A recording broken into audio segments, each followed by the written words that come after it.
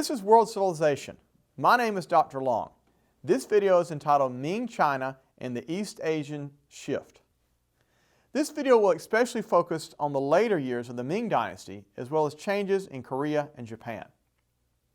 As we have seen in a previous video, the Ming Dynasty, which ruled China from 1368 until 1644, replaced the Yuan Dynasty, which was Mongol.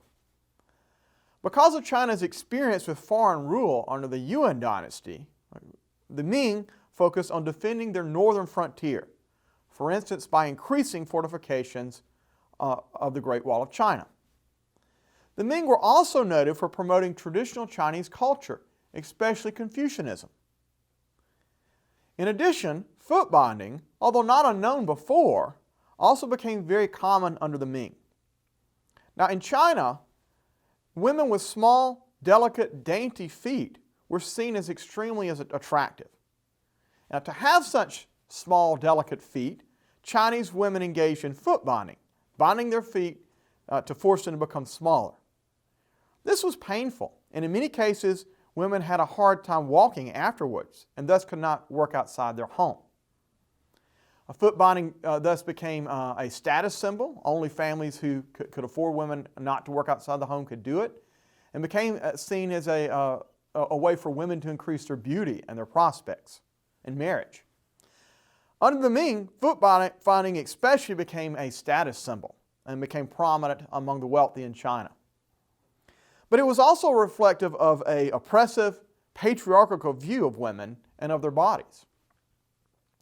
In other matters, after Qing Ho's last voyage in 1433, the Ming scrapped China's fleet and stopped attempting to have contact with the rest of the world through trade or through exploration.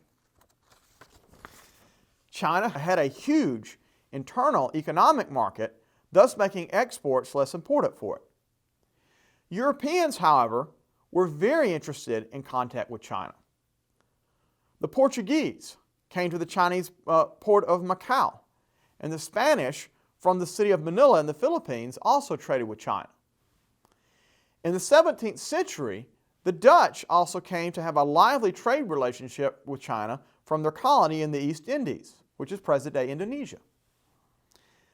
These European merchants, Portuguese, Spanish, Dutch, brought luxury products such as silk, porcelain, later simply called China, or lacquerware, and later tea from China to Europe.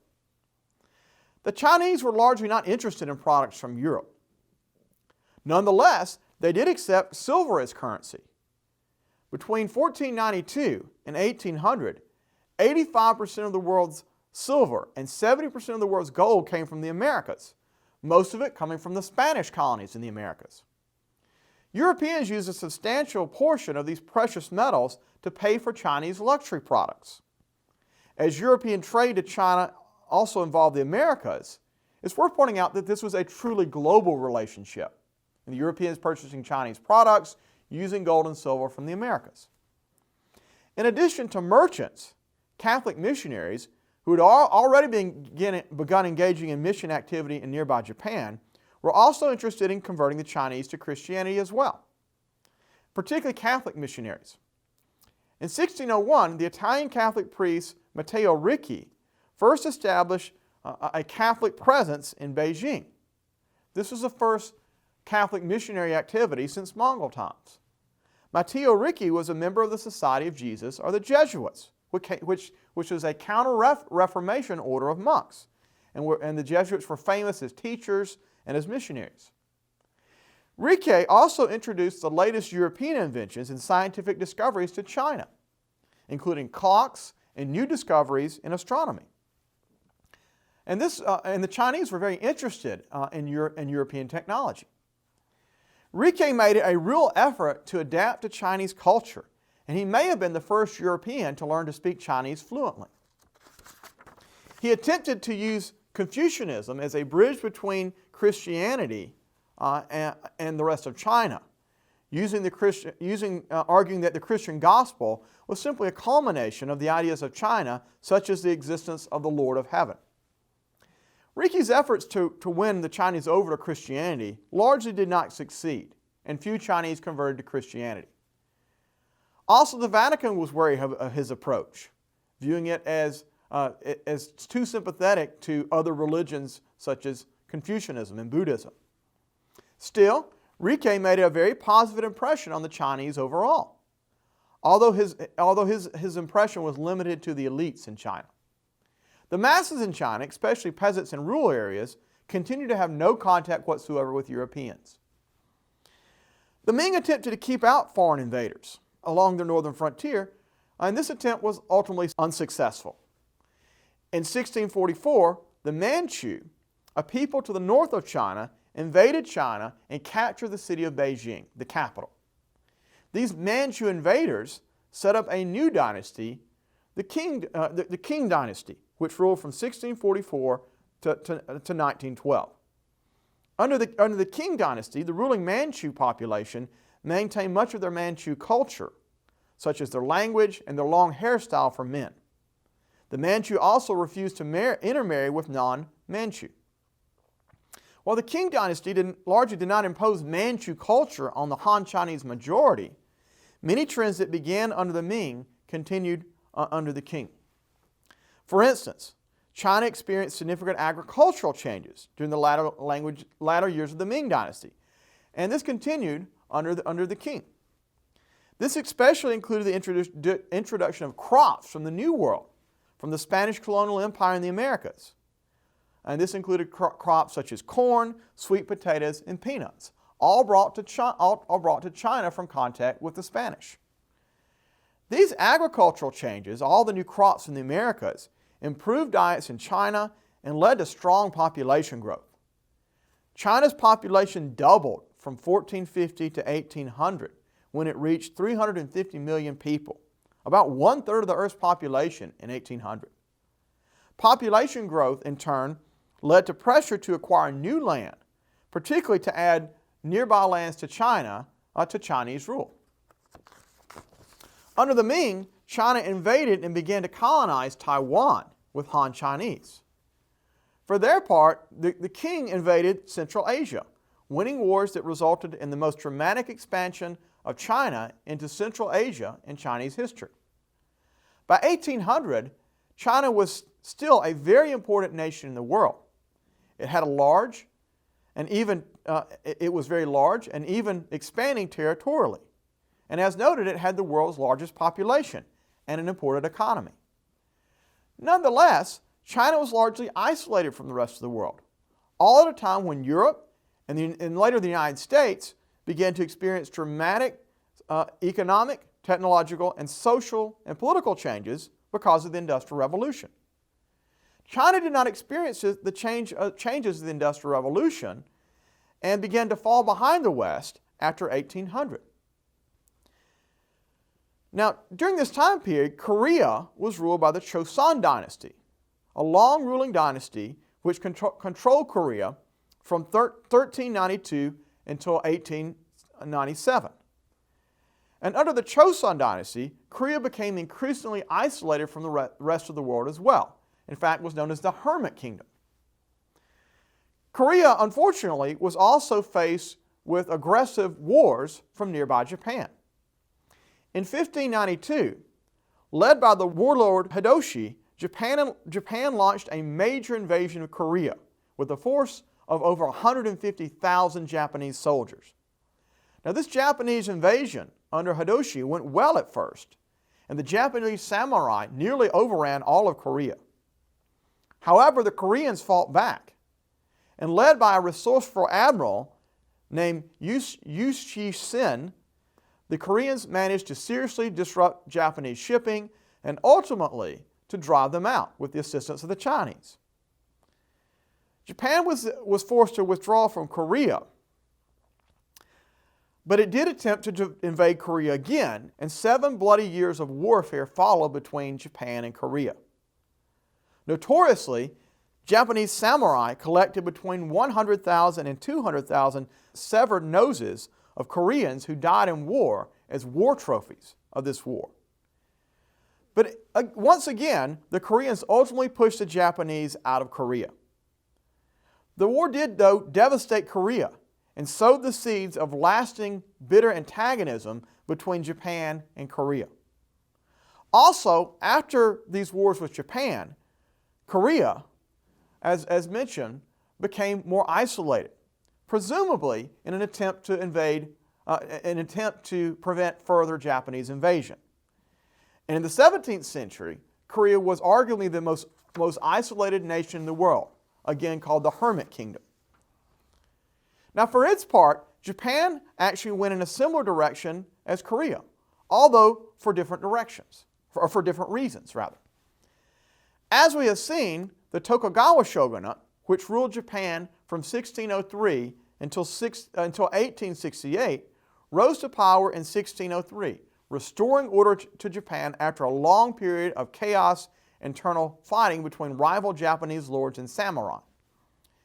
Just prior to the rise of the Tokugawa to power in Japan, the Spanish Catholic Jesuit missionaries began to arrive in the country. Other Jesuit missionaries, especially Spanish and the Portuguese, and later the Dutch, began to arrive in Japan as well. As a result of Catholic missionary activities, thousands of Japanese, perhaps even up to 30,000, began to convert to Christianity, with the city of Nagasaki coming to have a large Christian population. Now, this greatly alarmed the Tokugawa shogunates. They began to fear that Japanese Christians would ally with foreigners, such as the Spanish or the Portuguese, and then attempt to overthrow the Japanese government. Consequently, the Tokugawa government began to persecute Japanese Christians, famously crucifying many of them, especially those known as the 26 Martyrs of Japan, 26 Japanese Christians who were crucified publicly near Nagasaki in 1597. This harsh persecution caused a reaction among Japanese Christians. In 1637 and 1638, a group of Japanese Christians near Nagasaki revolted against the Tokugawa government. This led to an especially vicious crackdown against Christians in Japan, aimed at getting them at renouncing their faith. Under torture, and especially while forced to listen to other Christians tortured and asked to step on an image of Jesus in order to stop this torture, many Japanese Christians did renounce their faith. This persecution, including the torture of Christians to obtain renunciations of their faith, has been vividly recounted by Japanese novelist Shikashu Idu in his novel Silence, which has recently been made into a film. While some Christians in Japan renounced their faith, others went underground. In fact, an underground Catholic church cut off from the Catholic Church in the rest of the world would exist in Japan for the next 300 years. Part of the reason that Japan had an underground Catholic Church was because the country in general was cut off from the Western world, rest of the world as well. After suppressing Christianity in Japan, the Tokugawa Shogunate began severely limiting foreign trade and contact with the outside world. In 1641, the only foreigners allowed in Japan were the Dutch, who were restricted to a small island in the Nagasaki harbor. Internally, the Tokugawa Shogunate also kept very close tabs on Japan's nobles, the daimyo, and its elite warriors, the samurai. The Tokugawa even required nobles to spend half of their year in the capital, and it held family members hostage in the shogun's castle. All of this was to prevent nobles from revolting. As with the Ming dynasty in China and the Choson dynasty in Korea, the Tokugawa Shogunate was driven by a fear of disorder and foreign influence and invasion. Still, despite being isolated, Japan was a dynamic country under the Tokugawa. Culturally, it developed an elaborate, showy theater known as kabuki theater. Other forms of entertainment in Tokugawa Japan included licensed pleasure houses that included tea houses, theaters, and brothels, with cultured female entertainers known as the geishi at the heart of these pleasure quarters. Japan also came to have growing cities and a very dynamic urban population under the Tokugawa. For instance, Edo, or modern Tokyo, had a population of over 1 million people in 1800. That made it the largest city in the world at the time.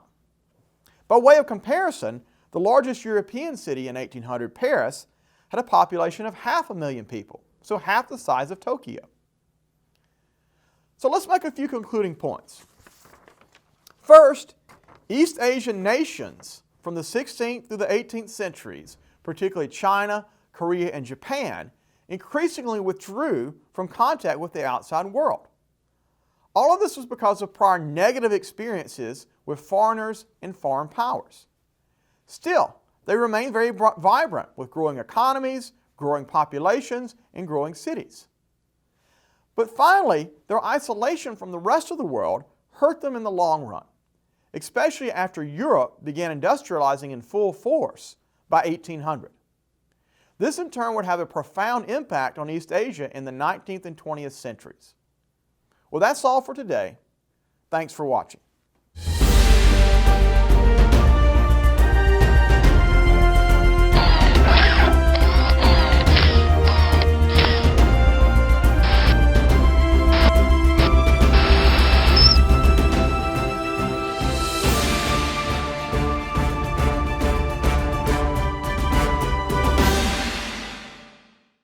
African nations.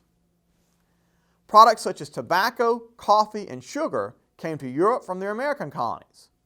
In addition, by the 17th century, European powers had well-established trade routes to Africa and to Asia. The Portuguese, for their part, had several trading ports in India. The Dutch also had a colony along the coast of what's now South Africa and control of the East Indies, present-day Indonesia. Products such as silk, tea, and spices came to Europe from these new Asian trade routes. Now, between the growing importance of the Atlantic economy and the new trade routes to Asia, Europeans increasingly began bypassing trade through the Mediterranean that went to Asia. The old Mediterranean trade routes that had once linked Europe to Asia through the Middle East became obsolete. The Italian city-states, which had been so important in Europe because of this trade route, declined economically. Also, between 1648 and 1700, Amsterdam in the Netherlands was the most important port city in Europe, and as well as a major center of banking and the stock market trade. Now, Amsterdam is a northern city along the Atlantic, not the Mediterranean. Likewise, London and Paris, also in the north, also focused on the Atlantic, were on the rise in this period as well. Moreover, by the 17th century, Spain and the Ottomans, the two big military powerhouses of the Mediterranean, were both declining powers. They both had fought multiple enemies in a series of long, expensive, and ultimately inconclusive wars. Also, both the Spanish and Ottomans began to have internal problems in their own governments. All of this weakened them over time, while Northern European powers, which were more Atlantic-focused, and their economies growing because of the Atlantic economy, grew stronger, both militarily and economically. In short, from the 14th through the 17th centuries, the Mediterranean went from a place of central importance in the global system, both in terms of trade and military importance, to a backwater. A few conclusions are now in order. First, as a region, the Mediterranean has long fascinated historians as central to events of importance in world history. Henri Perrin and Fernand Braudel are good examples of historians who focus on the Mediterranean. Second, as a region, the Mediterranean rose in importance when it could serve as a connecting point between Western Europe and Asia. It declined in importance when it no longer could serve that purpose as a connecting point between Western Europe and Asia. With Emanuel Wallerstein's idea of global systems in mind, this means that areas that are core and areas that are periphery, less important, can change over time. Finally, the Mediterranean's decline was also linked to the European voyages of discovery. These voyages both discovered new trade routes between Europe and Asia and new continents that gave rise to an entirely different trading system, the Atlantic world. Well, that's all for this video. Thanks for watching.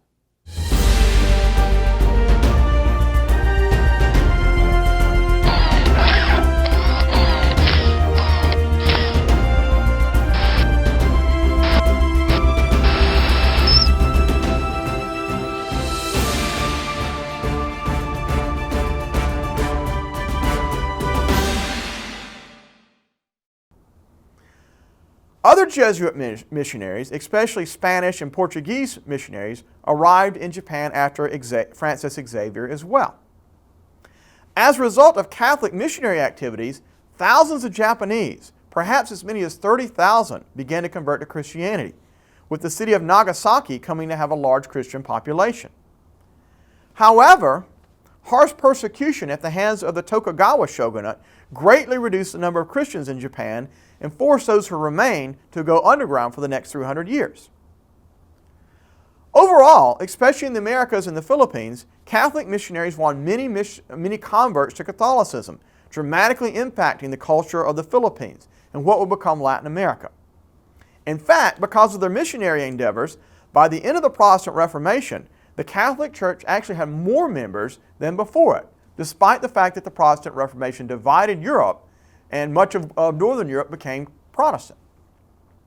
Protestant churches, on the other hand, would not seriously engage in world missions until the 19th century. So let's make a few concluding points. The 15th through the 17th centuries was the age of exploration, with European powers finding new trade routes and establishing new colonies in the Americas. This period was also one of intense contact and conflict between major world religions, for instance, between Christianity and Islam and Hinduism. Likewise, it was a period of intense conflict within major religions, for instance, Catholic versus Protestant in Christianity and Sunni versus Shia in Islam. India saw attempts for cooperation and mixtures of religion, with Mughal ruler Akbar the Great and the rise of Sikhism as a new syncretic religion which blended Hinduism and Islam. Likewise, Catholicism in Spain's empire in the New World came to feature some degree of syncretism as well. Both Christianity and Islam spread in this period, Islam in Indonesia and parts of the Philippines. For its part, Catholicism spread through the efforts of missionaries that came out of the Counter-Reformation, yet who ended up less in Europe, having an impact in Europe, and more so in the Americas and in Asia. In the end, this was a very dynamic period for many world religions, and a period that still impacts our world today. I'll stop here. Thanks for watching.